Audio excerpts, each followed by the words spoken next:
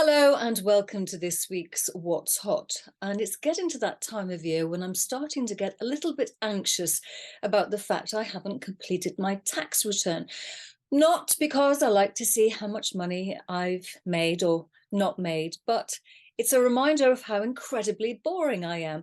I have steadfastly spent the same amount every month for the past 20 years. I am indeed boring, which brings me to Caracal Gold, which is a gold producer in East Africa. Now, the company is not boring. However, shares were suspended because it had not been able to complete its audited financial statements within the 4-month period required.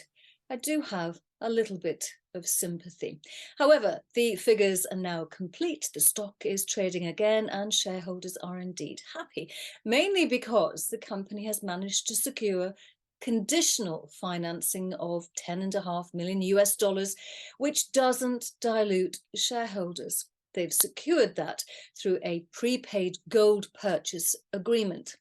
So they're obviously confident about extracting the bullion without doing so from their investors.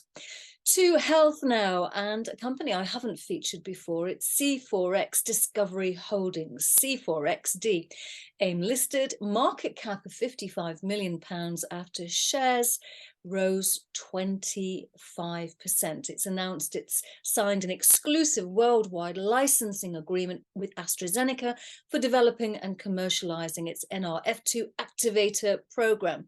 So AstraZeneca, what's it going to do? It's going to develop and commercialize an oral therapy treating inflammatory and respiratory diseases. Under the terms of the agreement, C4XD will receive preclinical milestone payments.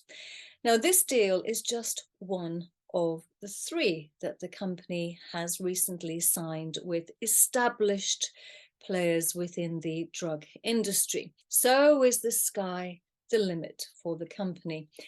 It's a particularly horrid cliche when I'm speaking about the airline Easyjet. Easyjet has released its final numbers this past week, and the airline has spoken about strong demand at peak times despite the cost of living crisis.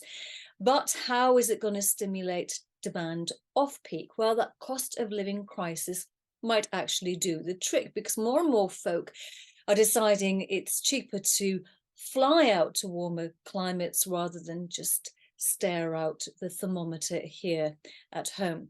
Of course, this mainly applies to people that don't have dependents, such as the parents, the cats, and the kids if they're still at school. So this may not be the best option, despite the obvious pros, P-R-O-S. Well, I hope you've enjoyed my pros and you're keeping warm and well. See you same time next week.